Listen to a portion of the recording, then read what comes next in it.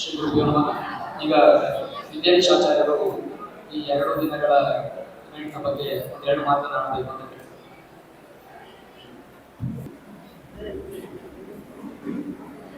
ಶ್ರೀ ಗುರುಭ್ಯೋ ನಮಃ. ಸತ್ಯಾಭಿಜ್ಞಕರಾಬ್ಜೋತ್ಥಾನ್ 50 ವರ್ಷ ಪೂಜಕಾನ್ ಸತ್ಯ ಪ್ರಮೋದ ತೀರ್ಥಾರ್ಯ ನೌಮಿನ್ಯಾಯ ಸುಧಾರತಾನ್. ಪರಮ ಪೂಜ್ಯ ಶ್ರೀಪಾದಂಗಳವರ ಚರಣಗಳಿಗೆ ಸಾಷ್ಟಾಂಗ ಪ್ರಣಾಮಗಳನ್ನು ಮಾಡಿ ಇಲ್ಲಿ ಸೇರಿದಂತಹ ಎಲ್ಲ ಹಿರಿಯರಿಗೂ ವಂದನೆಗಳನ್ನು ತಿಳಿಸ್ತಾ, ಮುಖ್ಯವಾಗಿ ಇಲ್ಲಿ ನೆರೆದಂತಹ ಎಲ್ಲ ಯುವಾತ್ಮದ ಯುವಕ ಯುವತಿಯರಿಗೆ ವಿಶೇಷವಾದ ಅಭಿನಂದನೆಗಳನ್ನು ಪ್ರಾರಂಭದಲ್ಲಿ ನಾನು ತಿಳಿಸ್ಲಿಕ್ಕೆ ಅಪೇಕ್ಷೆ ಪಡ್ತೇನೆ. ಯುವಾತ್ಮ ಇದು ಕೇವಲ ಒಂದು ಹೆಸರಲ್ಲ, ಒಂದು ಸಂಸ್ಥೆಯ ಹೆಸರು ಅಥವಾ ಒಂದು ಬಿಲ್ಡಿಂಗಿನ ಹೆಸರಲ್ಲ. ಇದು ಯಾವುದೋ ಒಂದು ರಿಜಿಸ್ಟರ್ಡ್ ಟ್ರಸ್ಟ್ ಅಲ್ಲ. ಇದು ಕೇವಲ ಎಲ್ಲ ಸಮಾನ ಮನಸ್ಕ ಯುವಕರೆಲ್ಲ ಸೇರಿದಂತಹ ಒಂದು ಒಕ್ಕೂಟ. ಇದು ಯುವಾತ್ಮ. ಹಾಗಾಗಿ ಈ ಯುವಾತ್ಮದ ಮುಖ್ಯ ಆತ್ಮ ಅಂದರೆ ಯುವಕರೇ, ಇದರ ಮೂಲ ಆತ್ಮ. ಯುವಕ ಯುವತಿಯರೇ ಸೇರಿ ನಿರ್ಮಾಣ ಮಾಡಿದಂತಹ ಒಂದು ಸಂಘಟನೆ ಇದು. ಈ ಯುವಾತ್ಮದ ಮೂಲ ಉದ್ದೇಶ ಈಗಾಗಲೇ ನಾನು ಅನೇಕ ಬಾರಿ ಇದರ ಉದ್ದೇಶಗಳ ಬಗ್ಗೆ ತಿಳಿಸಿದ್ದೇನೆ. ನಮ್ಮ ಭಾರತೀಯ ಸನಾತನ ಸಂಸ್ಕೃತಿ, ಅದರ ಸಂಸ್ಕಾರಗಳು ನಮ್ಮ ಯುವಕರಲ್ಲಿ ಇವತ್ತು ಹೆಚ್ಚು ಜಾಗೃತ ಆಗಬೇಕು.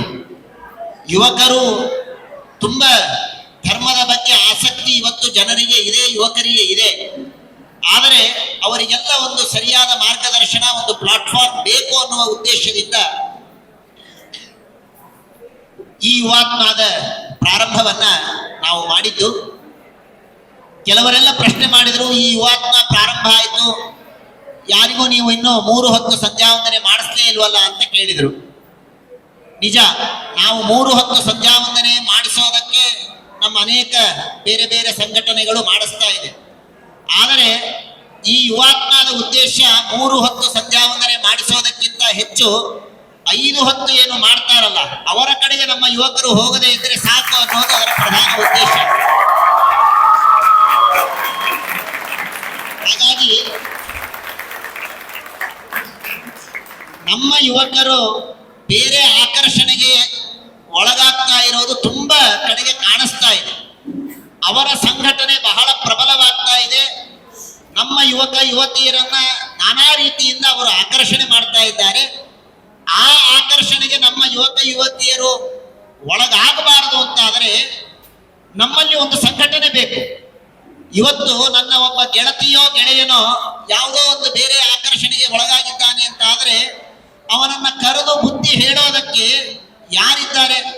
ಯಾಕೆ ಅವರು ನಮ್ಮ ಹತ್ರ ಬರ್ತಾರೆ? ನೀವು ಮಠಕ್ಕೆ ಬಂದ ಕೂಡಲೇ ನೀವು ಹೇಳೋದು ಸಂಧ್ಯಾವಂದನೆ ಮಾಡು, 3 ಹೊತ್ತು ಸಂಧ್ಯಾವಂದನೆ ಮಾಡು, ಅಗ್ನಿ ಕಾರ್ಯ ಮಾಡು, ಪ್ರದಕ್ಷಿಣೆ ಹಾಕು, ಮಡಿ ಉಟ್ಕೋ, ದಾಬಳಿ ಉಟ್ಕೋ ಅಂತ ಹೇಳಿಬಿಟ್ರೆ ಆ ಯುವಕ ಯುವತಿ ನನ್ನ ಹತ್ರ ಬರೋದಿಲ್ಲ. ಹಾಗಾದ್ರೆ ಅವರಿಗೆ ನಾನು ಹೇಳುವ ಅಧಿಕಾರವನ್ನ ಪಡಿಬೇಕು ಅಂದ್ರೆ ಅಟ್ಲೀಸ್ಟ್ ಅವರನ್ನ ನಾನು ನೋಡ್ಬೇಕು, ನಾನು ಮಾತಾಡಬೇಕು, ಇವರು ನನ್ನವರು ಅಂತನ್ನುವ ಭಾವನೆ ಅವರಿಗೆ ನಮ್ಮ ಬಗ್ಗೆ ಬರಬೇಕು. ಅದು ಬರಬೇಕು ಅಂತಾದ್ರೆ ಆ ಯುವಕ ಯುವತಿಯರೆಲ್ಲ ಒಂದು ದೊಡ್ಡದಾದ ನಮ್ಮ ಈ ಪರಿವಾರದಲ್ಲಿ ಸೇರಿಕೊಳ್ಳಲೇಬೇಕು. ಅದು ತುಂಬಾ ಅನಿವಾರ್ಯ ಇದೆ. ಇಲ್ಲದೇ ಇದ್ರೆ ನಾನು ಬರೀ ಶಾಸ್ತ್ರದ ಪಾಠವನ್ನು ಹೇಳ್ತೇನೆ, ಭಜನೆಯನ್ನು ಮಾಡ್ತೇನೆ, ಸಂಗೀತವನ್ನ ಮಾಡ್ತೇನೆ, ಇವೆಲ್ಲ ತುಂಬಾ ಒಳ್ಳೆಯ ಕೆಲಸಗಳೇ, ಕಾರ್ಯಗಳೇ. ಅದನ್ನ ಮಾಡೋದಕ್ಕೆ ಶ್ರೀಮಠದ ಅನೇಕ ಬ್ರಾಂಚ್ಗಳು, ಬೇರೆ ಬೇರೆ ಸಂಘಟನೆಗಳು, ಪರಿಷತ್ತು ಇವೆಲ್ಲ ತುಂಬಾ ಆಕ್ಟಿವ್ ಆಗಿದೆ. ಇದೆಲ್ಲ ಯಾರಿಗೆ? ಯಾರು ಈಗಾಗಲೇ ಧರ್ಮವನ್ನ ಮಾಡಬೇಕು ಅಂತ ಅಪೇಕ್ಷೆ ಪಟ್ಟಿದ್ದಾರೋ ಅವರಿಗಾಗಿ ವೇದಿಕೆ. ಆದರೆ ಯುವಾತ್ಮ ವೇದಿಕೆ, ಇದು ಯುವಾತ್ಮ ವೇದಿಕೆ ಧರ್ಮವನ್ನ ಮಾಡಲು ಈಗಾಗಲೇ ಶುರು ಮಾಡಿದವರಿಗಾಗಿ ವೇದಿಕೆ ಅಲ್ಲ. ಧರ್ಮದ ಬಗ್ಗೆ ಇನ್ನೂ ತಿಳಿಯದೇ ಇದ್ದವರು, ನಮ್ಮ ಸಂಸ್ಕಾರದ ಬಗ್ಗೆ ನಮ್ಮಿಂದ ದೂರ ಉಳಿದವರು ನಮ್ಮ ಜೊತೆಗೆ ಬರಬೇಕು ಅನ್ನುವುದಕ್ಕಾಗಿ ಈ ಯುವಾತ್ಮ ಸಂಘಟನೆಯನ್ನ ನಾವು ಮಾಡಿದ್ದು. ಹಾಗಾಗಿ ಅನೇಕರಿಗೆ ಯುವಾತ್ಮ ಮಾಡುವಂತಹ ನಾನಾ ತರಹದ ಕಾರ್ಯಕ್ರಮಗಳ ಬಗ್ಗೆ ಅನೇಕ ತರಹದ ಆಕ್ಷೇಪಗಳು, ಕೆಲವು ಅಸಮಾಧಾನಗಳು ಇದೆ. ನಿಜ, ಹಿರಿಯರು ಹೇಳಿದ್ದನ್ನು ನಾವು ಕೇಳಬೇಕು, ಹಿರಿಯರ ಮಾರ್ಗದರ್ಶನದಲ್ಲೇ ಇರಬೇಕು. ಯುವಾತ್ಮ ಇವತ್ತು ಅನೇಕ ಕಡೆಗೆ ಕ್ರಿಕೆಟ್ ಆಡಿಸ್ತಾ ಇದೆ. ಕ್ರಿಕೆಟಿನ ಬಗ್ಗೆ ಅನೇಕರು ಇದೇನಿದು ಹೊರದೇಶದ ಆಟ, ನಮ್ಮ ಭಾರತೀಯ ಆಟಗಳನ್ನು ಆಡಿಸಬಹುದಲ್ಲ ಅಂತ ಕೇಳ್ತಾರೆ. ನಿಜ, ಭಾರತೀಯ ಆಟಗಳನ್ನು ಆಡಿಸಬೇಕು ಅನ್ನೋದೇ ನಮ್ಮ ಉದ್ದೇಶ. ಶ್ರೀಪಾದಂಗಳವರು ಮೊನ್ನೆ ಅನುಗ್ರಹ ಸಂದೇಶದಲ್ಲಿ ಅದನ್ನೇ ಆದೇಶ ಮಾಡಿದ್ದಾರೆ. ಆದರೆ ನೀನು ಭಾರತೀಯ ಆಟ ಆಡೋದಕ್ಕೆ ಬಾ ಅಂತ ಹೇಳೋದಕ್ಕೆ ನಮ್ಮ ಹುಡುಗರು ಎಷ್ಟು ಮಂದಿ ಇದ್ದಾರೆ ಅಂತ ಅನ್ನೋದು ನನ್ನ ಕಣ್ಣಿಗಾದ್ರೂ ಕಾಣಿಸ್ಬೇಕಲ್ಲ. ಅದು ಕಾಣಿಸಬೇಕು ಅಂದ್ರೆ ನಾನು ಮೊದಲು ಕ್ರಿಕೆಟ್ ಆಟದ ಮೂಲಕ ಅವರನ್ನು ಒಳಗೆ ಕರ್ಕೋಬೇಕು. ಆಮೇಲೆ ನಾನು ನನ್ನ ಭಾರತೀಯ ಆಟ ಆಡು ಅಂತ ಅವರಿಗೆ ಹೇಳ್ಬೋದು. ಹಾಗಾಗಿ ಅದು ಕ್ರಿಕೆಟ್ ಆಟ ಇರಬಹುದು, ನಾನಾ ತರಹದ ಇವತ್ತಿನ ಯುವಕ ಯುವತಿಯರಿಗೆ ಸೇರುವಂತಹ ಕೆಲವು ಕಾರ್ಯಕ್ರಮಗಳನ್ನ ನಾವು ತೀರಾ ಟ್ರೆಡಿಷನಲ್ ಆಗಿ ಮಾಡ್ತಾ ಇಲ್ಲ ಅನ್ನೋದನ್ನ ನಾನು ಒಪ್ಪಿಕೊಳ್ತೇನೆ. ಆದರೆ ಕೆಲವು ಕಾರ್ಯಗಳನ್ನ ಯುವಕರಿಗೆ ಉತ್ಸಾಹ ಬರುವಂತೆ, ಯುವಕರು ನಮ್ಮತ್ತ ಸೆಳೆದುಕೊಳ್ಳೋದಕ್ಕೆ ಬೇಕಾಗುವಂತಹ ಕೆಲವು ಕಾರ್ಯಕ್ರಮಗಳನ್ನ ಯುವಾತ್ಮ ಆಯೋಜಿಸಿದ್ದು ಇದು ನಿಜ. ಬೆಂಗಳೂರಿನಲ್ಲಿರಬಹುದು, ಬೇರೆ ಬೇರೆ ಊರುಗಳಲ್ಲಿ ಇರಬಹುದು. ಇದೆಲ್ಲದರ ಉದ್ದೇಶವನ್ನ ಅರ್ಥ ಮಾಡಿಕೊಳ್ಳಬೇಕು ದಯಮಾಡಿ ಎಲ್ಲರೂ. ಇದರ ಉದ್ದೇಶ ನಮ್ಮ ಸಂಸ್ಕೃತಿಯನ್ನ ಅವಮಾನಿಸುವ ಉದ್ದೇಶ ಸರ್ವಥಾ ನಮಗೆ ಇಲ್ಲ. ಆ ತರಹದ ಉದ್ದೇಶ ನಾವು ಇಟ್ಕೊಂಡಿದ್ದು ಗೊತ್ತಾದರೂ ಕೂಡ ಸ್ವಾಮಿಗಳು ನಮ್ಮನ್ನ ಮಠದಿಂದ ಹೊರಗೆ ಹಾಕಿಬಿಡ್ತಾರೆ. ಆದ್ದರಿಂದ ನಮ್ಮ ಸಂಸ್ಕೃತಿ, ನಮ್ಮ ಪರಂಪರೆ ಇವುಗಳನ್ನ ಅವಮಾನಿಸುವ, ಅಗೌರವಿಸುವ ಉದ್ದೇಶ ಸರ್ವಥಾ ಯುವಾತ್ಮದ ಸಂಘಟಕರಿಗಾಗಲಿ ಇಲ್ಲಿ ಭಾಗವಹಿಸುವಂತಹ ಕಾರ್ಯಕರ್ತರಿಗಾಗಿ ಯಾವತ್ತೂ ಇಲ್ಲ. ಆದರೆ ಕೇವಲ ಇದರ ಒಂದು ಉದ್ದೇಶ ಹೊರಗಿರುವಂತಹ ಯುವಕರನ್ನ ಸ್ವಲ್ಪ ನಾವು ನಮ್ಮ ಹತ್ರ ಅವರು ಬರದೇ ಇದ್ದಾಗ ಅವರ ಹತ್ರ ನಾವು ಹೋಗಬೇಕು ಅನ್ನೋ ಉದ್ದೇಶದಿಂದ ಕೆಲವು ಕಾರ್ಯಕ್ರಮಗಳನ್ನ ಆಯೋಜನೆ ಮಾಡಿಕೊಂಡಿದ್ದೇವೆ. ಆದರೂ ಇದರಿಂದ ಅನೇಕ ಜನರಿಗೆ ಕೆಲವರು ಹುಬ್ಬೇರಿಸುವಂತೆ ಆಗಿದ್ರೆ, ಅವರ ಭಾವನೆಗಳಿಗೆ ಏನಾದರೂ ಧಕ್ಕೆ ಬಂದಿದ್ರೆ ಅವರಲ್ಲಿ ನಾನು ಇಷ್ಟೇ ಸ್ಪಷ್ಟೀಕರಣವನ್ನು ಕೊಡೋದು, ಇದರ ಉದ್ದೇಶವನ್ನು ಅರ್ಥ ಮಾಡಿಕೊಳ್ಳಿ. ನಿಮ್ಮ ಮನೆಯಲ್ಲಿ ಮಕ್ಕಳು ಮಾಡುವಂತಹ ಕಾರ್ಯಕ್ರಮಗಳು, ನಿಮ್ಮ ಮಕ್ಕಳು ಮಾಡಿದಂತಹ ಅನೇಕ ಕಾರ್ಯಕ್ರಮಗಳಿದ್ದಾಗ ಅವರು ಮಾಡುವಂತಹ ನಾನಾ ತರಹದ ಕೆಲಸಗಳಲ್ಲಿ ಸಣ್ಣ ಪುಟ್ಟ ತಪ್ಪುಗಳು, ವ್ಯತ್ಯಾಸಗಳಾದಾಗ ಹೇಗೆ ತೀಡಿ ನೀವು ಬುದ್ಧಿ ಹೇಳ್ತೀರೋ ಹಾಗೆ ಬುದ್ಧಿ ಹೇಳಿ. ಆದರೆ ನಮ್ಮನ್ನ ದೂರ ಇಡಬೇಡಿ ದಯಮಾಡಿ, ಯಾರು ಇದನ್ನ ಅನ್ಯಥಾ ಭಾವಿಸಬೇಡಿ ಅಂತ ನಾನು ಹಿರಿಯರಲ್ಲಿ ಕೇಳಿಕೊಳ್ಳಿಕ್ಕೆ ಅಪೇಕ್ಷೆ ಪಡ್ತೇನೆ. ಈ ಯುವಾತ್ಮ 2 ದಿನದ ಕಾರ್ಯಕ್ರಮ ಇವತ್ತು ಒಂದು ಸಂತೋಷದ ವಿಷಯ. ಅನೇಕ ಜನ ಇಲ್ಲಿ ಬಂದಿದ್ದೀರಿ. ನಿನ್ನೆ ದಿನ, ಇವತ್ತಿನ ದಿನ ಈ ಯುವಾತ್ಮ ಪ್ರಾರಂಭ ಆದ ಮೇಲೆ 1 ವರ್ಷ ಆಯ್ತು. ಬೇರೆ ಬೇರೆ ಊರುಗಳಲ್ಲಿ ಆಗಿದೆ. ನಾನು ಬೆಂಗಳೂರಿನ ಎಕ್ಸ್ಪೀರಿಯನ್ಸ್ ನಾನು ಹೇಳ್ತೇನೆ, ಹುಬ್ಬಳ್ಳಿ, ಬಾಗಲಕೋಟೆ, ಬೇರೆ ಬೇರಿನ ಊರಿನ ಎಕ್ಸ್ಪೀರಿಯನ್ಸ್ ನೀವು ಹಂಚಿಕೊಳ್ಳಬಹುದು. ಯುವಾತ್ಮ ಸಂಘಟನೆ ಆದ ಮೇಲೆ ನಮ್ಮ ಬೆಂಗಳೂರಿನಲ್ಲಿ ಇಷ್ಟು ಜನ ಮಾತ್ರ ಯುವಕರು ಇದ್ದಾರೆ ಅಂತನ್ನೋದೇ ನನಗೆ ಆಶ್ಚರ್ಯವಾದಂತಹ ಒಂದು ಸಂಗತಿ. ಇದರ ಉದ್ದೇಶವೇ ಅದಕ್ಕೆ. ಅನೇಕ ಯುವಕರಿದ್ದಾರೆ, ಅವರು ತಮ್ಮ ಶಾಲಾ ಕಾಲೇಜುಗಳಲ್ಲಿ ಬಿಜಿ ಇರ್ತಾರೆ, ಬೇರೆ ಬೇರೆ ಕಾರ್ಯಕ್ರಮಗಳನ್ನ ಮಾಡ್ತಾ ಇರ್ತಾರೆ. ಅವರ ಓದು ಇದು ಎಲ್ಲ ಇರುತ್ತೆ. ಮಠಕ್ಕೆ ಬರಬೇಕು, ಬಂದು ಏನ್ ಮಾಡ್ಬೇಕು ಅಂತಾರೆ ಅವರು. ಬಡಿಸೋ ಕೆಲಸ ದೊಡ್ಡವರು ಮಾಡ್ತೀರಿ, ಮತ್ತೊಂದು ಕೆಲಸ ಇನ್ನೊಬ್ರು ಮಾಡ್ತೀರಿ. ನಾವು ಸುಮ್ಮನೆ ಬರಬೇಕು, ಎಲ್ಲೋ ದೂರ ಕೂಡಬೇಕು, ಯಾಕೆ ಬರಬೇಕು ಅಂತಾರೆ.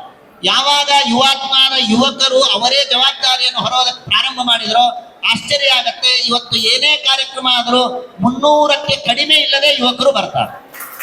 300ಕ್ಕೆ ಕಡಿಮೆ ಇಲ್ಲದೆ ಯುವಕ ಯುವತಿಯರು ಇಲ್ಲಿ ಸೇರ್ತಾರೆ. ಹಾಗಾಗಿ ಯುವಾತ್ಮದ 1 ವರ್ಷದ ಈ ಸಾಧನೆಯ ಬಗ್ಗೆ ನನಗಂತೂ ತೃಪ್ತಿ ಇದೆ, ನನಗಂತೂ ಸಮಾಧಾನ ಇದೆ, ಬಹಳ ಸಂತೋಷ ಆಗಿದೆ. ಪ್ರಾಯಃ ಅದರರ್ಥ ಇಷ್ಟಕ್ಕೆ ಸಾಕು ಅಂತ ನಾನು ಸರ್ವಥಾ ಹೇಳ್ತಾ ಇಲ್ಲ. ಇದು ಮೊದಲ ಹೆಜ್ಜೆ ಮಾತ್ರ, ಇದು ಮೊದಲ ಹೆಜ್ಜೆ. ಈಗ ನಾವು ಒಂದು ಹೆಜ್ಜೆಯನ್ನ ಇಟ್ಟಿದ್ದೇವೆ. ಇನ್ನು ಮುಂದೆ ಮಾಡಬೇಕಾದಂತಹ ದೊಡ್ಡ ಜವಾಬ್ದಾರಿ ತಮ್ಮೆಲ್ಲರ ಮೇಲೆ ಇದೆ, ಎಲ್ಲ ಯುವಕ ಯುವತಿಯರ ಮೇಲೆ ಇದೆ. ಹೇಗೆ ಮಾಡಬೇಕು, ಏನ್ ಮಾಡಬೇಕು ಅನ್ನೋದನ್ನ ಎಲ್ಲರೂ ಆಲೋಚನೆ ಮಾಡಿ ಈ ಯುವಾತ್ಮದ ಉದ್ದೇಶ ಇದರ ಗುರಿಯನ್ನ ಸಾಧಿಸುವ ಪ್ರಯತ್ನವನ್ನ ನಾವೆಲ್ಲರೂ ಮಾಡೋಣ. ವಿಶೇಷವಾಗಿ ಹೆಚ್ಚು ಹೆಚ್ಚು ಮಟ್ಟದಲ್ಲಿ ಪ್ರತಿಯೊಬ್ಬ ಯುವಕರನ್ನ ರೀಚ್ ಆಗೋದಕ್ಕೆ ಪ್ರಯತ್ನ ಮಾಡೋಣ. ಎಲ್ಲರನ್ನೂ ನಿಧಾನವಾಗಿ ನಮ್ಮ ಧಾರ್ಮಿಕ ಕೇಂದ್ರದಲ್ಲಿ ಅವರನ್ನ ಸೇರಿಸುವ ಪ್ರಯತ್ನವನ್ನ ಮಾಡಬೇಕು. ಅದರ ದೊಡ್ಡ ಜವಾಬ್ದಾರಿ ಎಲ್ಲ ಯುವಕ ಯುವತಿಯರ ಮೇಲೆ ಇದೆ. ನಿನ್ನೆ ಹಾಗೂ ಇವತ್ತಿನ ಕಾರ್ಯಕ್ರಮಗಳನ್ನ ನೋಡಿದಾಗ ನನಗನಿಸಿದ್ದು, ಇನ್ನು ನಾವೆಲ್ಲ ರಿಟೈರ್ಮೆಂಟ್ ತಗೋಬಹುದು ಅಂತ ಒಂದು ಸಂತೋಷದ ಆ, ಭಾವನೆ ಬಂದಿದೆ. ಎಲ್ಲ ಕಾರ್ಯಕ್ರಮಗಳನ್ನ ನಿರಾತಂಕವಾಗಿ ಯಾವ ಸಮಸ್ಯೆ ಇಲ್ಲದೇನೆ ಎಲ್ಲ ಯುವಕ ಯುವತಿಯರು ಸೇರಿ ನೀವು ನಿರ್ವಹಣೆ ಮಾಡಿದ್ದೀರಿ. ಬಹಳ ದೊಡ್ಡದಾದಂತಹ ಒಂದು ಸಂತೋಷದ ಖುಷಿಯ ಸುದ್ದಿ. ಇದೇ ರೀತಿಯಾಗಿ ತಾವೆಲ್ಲ ಯುವಕ ಯುವತಿಯರು ಮುಂದೆ ಬರಬೇಕು. ಈಗ ಅನೇಕ ಜನ ಅಪೇಕ್ಷೆ ಪಡ್ತಾ ಇದ್ರು. ಬೆಂಗಳೂರಿನಲ್ಲಿ ಈ ಕಾರ್ಯಕ್ರಮ ಆಗಿದೆ, ಬೆಂಗಳೂರಿನಲ್ಲಿ ಆಗ್ತಾನೆ ಇರುತ್ತೆ, ಸ್ವಲ್ಪ ನಮ್ಮ ಉತ್ತರ ಕರ್ನಾಟಕದ ಕಡೆ ನೋಡಿ ಅಂತ ಅನೇಕ ಜನ ಹೇಳಿದ್ದಾರೆ. ಹಾಗಾಗಿ ಹುಬ್ಬಳ್ಳಿ, ಬಾಗಲಕೋಟೆ ಹಾಗೂ ಪುಣೆ ಮೂರೂ ಜನರು ಕೂಡ ಬಾಗಲಕೋಟೆ, ಪುಣೆಯವರು ಕರೆದಿದ್ದಾರೆ. ಹುಬ್ಬಳ್ಳಿಯವರು ಕರೀದೇ ಇದ್ರು ನಾವು ಬರ್ತೇವೆ. ಹಾಗಾಗಿ ಅಲ್ಲಿ ಹೋಗಿ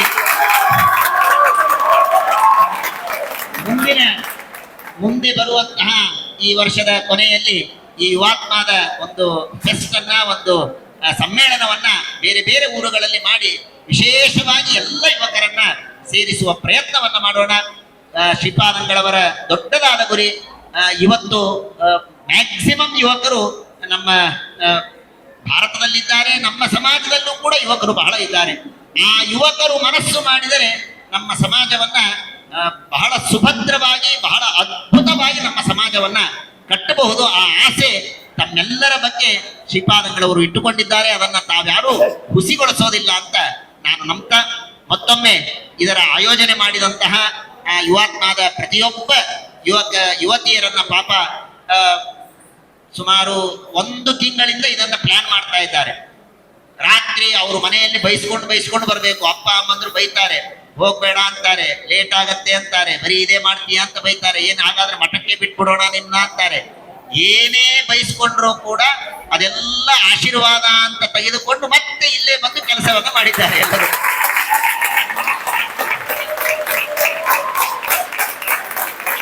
ಅಷ್ಟು ನನಗೆ ಮಕ್ಕಳಿಗೆ ತಿಳಿಸಿ ಹೇಳೋದಕ್ಕೆ ನನಗೆ ಸಂಕೋಚ ಆಗ್ತಾ ಇತ್ತು. ಆದರೂ ಅಷ್ಟು ನಿಷ್ಠೆಯಿಂದ ಕಳೆದ 15 ದಿನಗಳಿಂದ ರಾತ್ರಿ ಹಗಲು ಇದಕ್ಕಾಗಿ ಪರಿಶ್ರಮ ಪಟ್ಟಿದ್ದಾರೆ. ಆ ಬೆಂಗಳೂರಿನ ಯುವಾತ್ಮ ತಂಡಕ್ಕೆ ನಾವೆಲ್ಲರೂ ವಿಶೇಷವಾಗಿ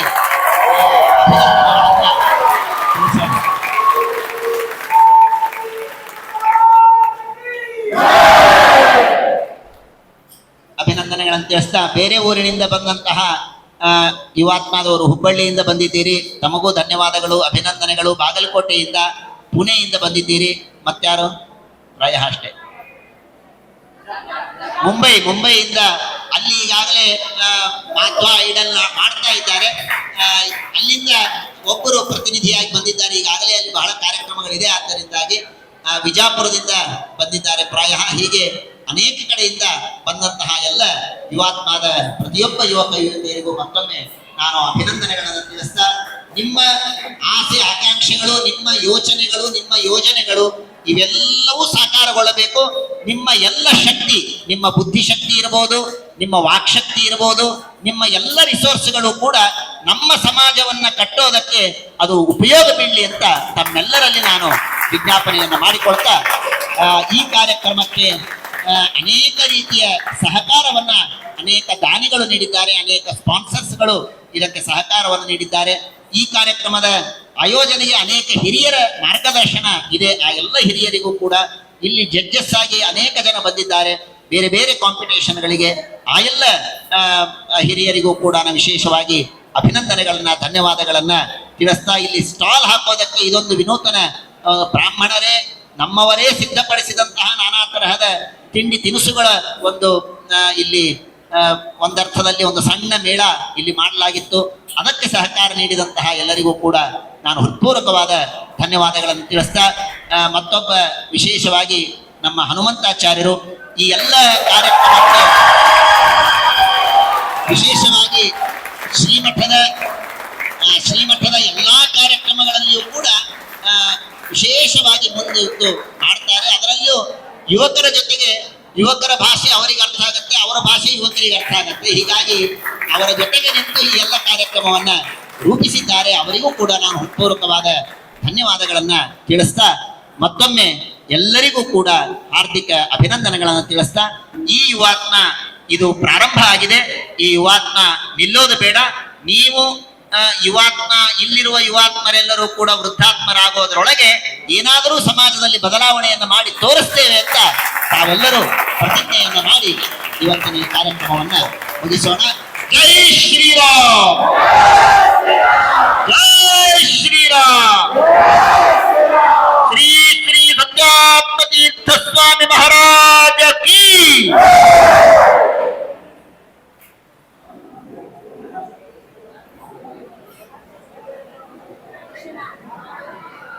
ಎಲ್ಲರಿಗೂ ನಮಸ್ಕಾರ. ಒಂದು ಸಣ್ಣ ರಿಕ್ವೆಸ್ಟ್ ಇದೆ ನನ್ನ ಕಡೆಯಿಂದ. ನಿಮ್ಮೆಲ್ಲ ಯುವಕ ಯುವತಿಯರಿಗೂ ಪ್ರೌಡ್ ವಾಲಂಟಿಯರ್ ಅಂತ ಬ್ಯಾಡ್ಜ್ ಅಥವಾ ಯುವಾತ್ಮ ಹುಬ್ಳಿದವ್ರದ್ದು ಒಂದು ಬ್ಯಾಡ್ಜ್ ಇದೆ, ಬಾಗಲಕೋಟದವ್ರದ್ದು ಒಂದು ಬ್ಯಾಡ್ಜ್ ಇದೆ. ಸೊ ನೀವು ಶಾಲಾ ಕಾಲೇಜಿಗೆ ಹೋಗ್ತಾ ನಿಮ್ಮ ಬ್ಯಾಗಿಗೆ ಅದನ್ನ ಪಿನ್ ಮಾಡ್ಕೊಂಡು ಹೋಗಿ, ಅಂದ್ರೆ ಜನ ನೋಡಿ ನಮ್ಮ ನೆಟ್ವರ್ಕ್ ಜಾಸ್ತಿ ಆಗ್ತಾ ಹೋಗುತ್ತೆ. ಅಂದ್ರೆ ನಾವೆಲ್ಲಾರು ಒಂದಿಷ್ಟು ಜನ ಒಂದೇ ಕಾಲೇಜು ಒಂದೇ ಕ್ಲಾಸ್ನಾಗ ಇರ್ತೀರಿ. ಸೊ 3-4 ಮಂದಿ ಅದೇ ಬ್ಯಾಡ್ಜ್ ಹಾಕೊಂಡ್ರೆ ಪಕ್ಕದಲ್ಲಿರೋರ್ಗು ನಮಗೂ ಬೇಕಂತ ಅವ್ರೊಂದು ಆಸೆ ಬರುತ್ತೆ. ಸೊ ಅವಾಗ ನಾವು ನಮ್ಮ ತಂಡಕ್ಕೆ ಸೇರಿಸ್ಕೋಬಹುದು. ದಯವಿಟ್ಟು ಇದೊಂದು ಮಾಡ್ರಿ ಅಂತ ನಾನು ಕೇಳಿಸ್ಕೊತೀನಿ. ಧನ್ಯವಾದ.